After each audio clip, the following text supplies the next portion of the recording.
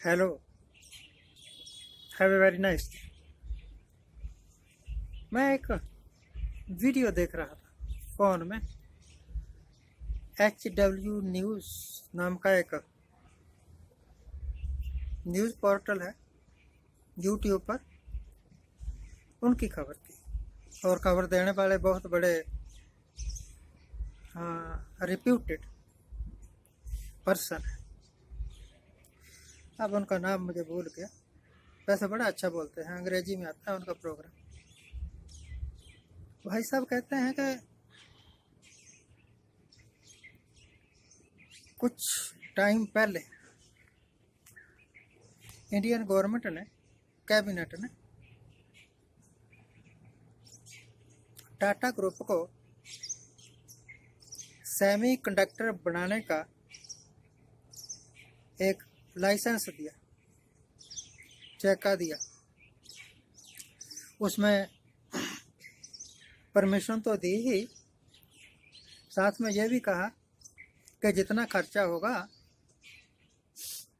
मान लो कि 10,000 करोड़ रुपया खर्चा होता है तो 5,000 करोड़ रुपया गवर्नमेंट खर्चेगी। समझिए बात।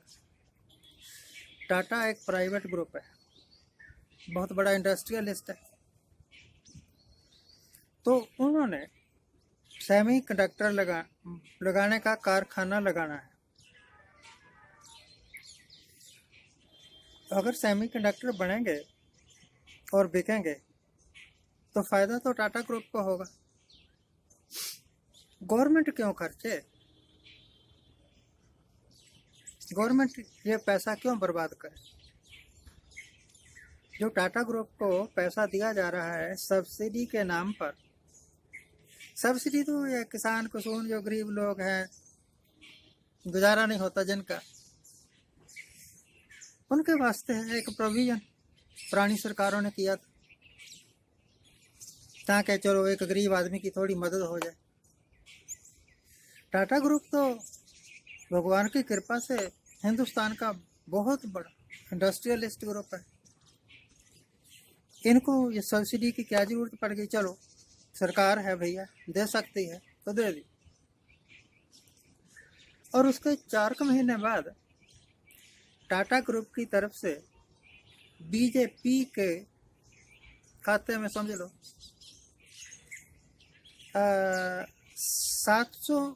700 करोड़ से ऊपर चंदा दिया गया। चंदा देना कोई पाप नहीं है वैसे, चलो लोग देते ही हैं, पर सेमी कंडक्टर का लाइसेंस मिलना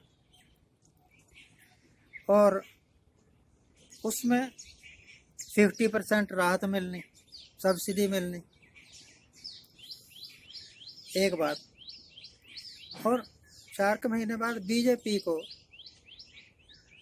750 करोड़ का चंदा मिल जाना। तो पत्रकार कहता है, आपको नहीं लगता कि इसमें कुछ गड़बड़ है?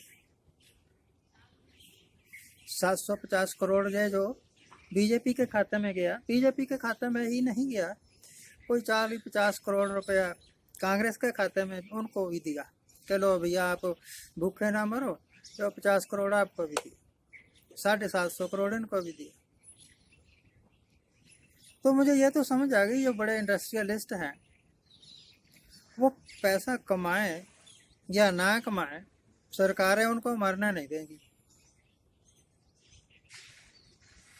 और जितनी मर्जी मेहनत कर ले एक आम आदमी, सरकारें उनको जीने नहीं देंगी। अभी देखा ना, हाँ, सरकार ने क्या ड्रामे किए थे। GST लगाई पहले बहुत ज़्यादा, 28% तक, और खूब कमाया। फिर अचानक एक दिन GST कम कर दी, कई चीज़ों से हटा दी, और पीठ तपाने लगे, तब तपाने लगे कि हमने GST ख़त्म कर दी, GST कम कर दी।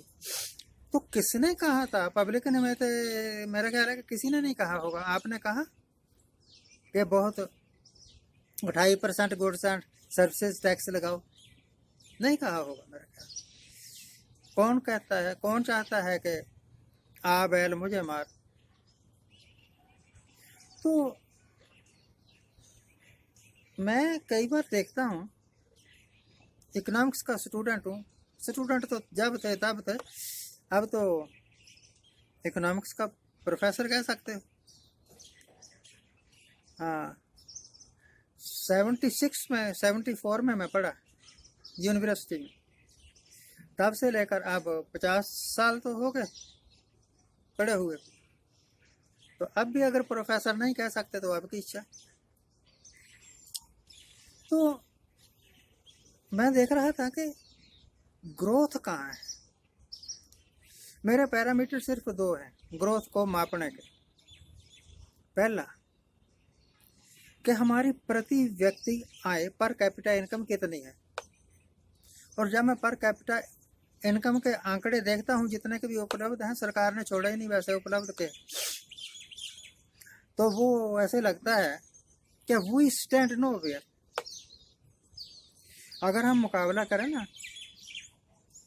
अमेरिका से, कनाडा से, स्विट्जरलैंड से, ऐसे अलग अलग देशों से, चाइना से, तो हमारा 100वां नंबर भी नहीं आता। We are standing on the last footage. तो पर कैपिटा इनकम के हिसाब से देखा जाए तो हम कोई ग्रोथ नहीं कर रहे बल्कि डूब रहे हैं, डुबकी लगा रहे हैं। और दूसरा है कि हमारा रेट ऑफ ग्रोथ कितना है। रेट ऑफ ग्रोथ, प्रगति की दर। ऐसे समझो कि पिछले साल पिछले साल नहीं, बेस ईयर 10 साल का लिया जाता था पहले। यानी आज हमने 25 में किसी चीज़ का कंपैरिजन करना है ना, कि बढ़ गई या घट गई, तो हम 2015 का आंकड़ा लेंगे। तो जब सरकार ने देखा कि ग्रोथ तो हो ही नहीं रही, घाटे पर घाटा ही है, तो सरकार ने बेस ईयर ही बदल दिया। अब मुकाबला करते हैं 2020 से 2025 का। 2020 में तो कोविड आया हुआ था, 2020 तक तो आपने नोटबंदी की हुई थी, उस वक्त तो अर्थव्यवस्था, इकोनॉमी बिल्कुल बैठ गई थी। तो अब क्या करते हो मुकाबला, आपने पट्टा बैठा दिया इकोनॉमी का, और मुकाबला कर रहे हैं 2020 से 2025। कोविड में प्रोडक्शन जीरो थी, ग्रोथ रेट माइनस में था, और अब कहते हैं कि देखो हमने कितनी ग्रोथ कर ली।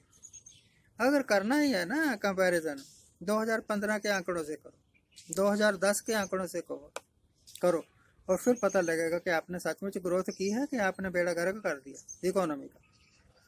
तो मैं देखता हूँ चाहे वो इंडस्ट्रियलिस्ट हो, वो खूब कमा रहे हैं सरकार के दम पर, और चाहे सरकार हो वो भी खूब कमा रहे हैं कंज्यूमर के दम पर। कंज्यूमर टैक्स देता है और ये ऐश करते हैं। अगर सचमुच ये सरकार है, चाहे कोई भी सरकार आए, मैं अब तो बेड़ा बैठा ही हुआ है, कोई नहीं इसको ठीक कर सकता। चाहे कोई भी सरकार है, नहीं कर सकते ठीक, क्योंकि उन्होंने इतना बिगाड़ दिया है सिस्टम को। तो मैं जब देखता हूँ ना कि इकोनॉमी कितनी ग्रो की है, डेवलपमेंट की है, विकास किया है, तो वो हमेशा नेगेटिव में आता है। पॉजिटिव में इनका करने के वास्ते, दिखाने के वास्ते कुछ है नहीं। और अगर दिखाना है तो फिर आंकड़ों की कलाबाजी दिखा दो। देखो कोविड के टाइम पर हमारी ग्रोथ ये थी, और अब ये है, देखो कितनी बढ़ गई। ये बढ़ नहीं गई, आप आंखों में धूल झोंक रहे हो। तो ऐसा जिस वक्त मैं देखता हूँ ना नज़ारा, तो मुझे लगता है कि we are being governed by the fools, पहला, and we are being befooled by the cheat people of the world। जितने भी चीट लोग हैं मेरे ख्याल भारत में आ गए। और जितने बदमाश, वैसे भी आचार्य रजनीश कहता था कि जो सबसे बड़ा बदमाश है ना वो पॉलिटिशियन है। और गुरु नानक ने भी कहा है कि राजे शाह मुकद्दम कुत्ते। गुरु नानक ने राजाओं को, उस वक्त राजा हुआ करते थे, अब ये मिनिस्टर हैं, प्रधानमंत्री, ये मंत्री, फलाना मंत्री, टिमकाना मंत्री, हाँ उनको भी उसी कैटेगरी में जो राज कर रहा है। राजे शाह मुकद्दम कुत्ते, गुरु ग्रंथ साहब में लिखा। खैर, thank you very much for watching. इस वीडियो का मेरा मकसद सिर्फ ये बताना था कि सरकार जितने भी दावे कर रही है ना विकास के, ये सब झूठ है। कोई विकास नहीं हो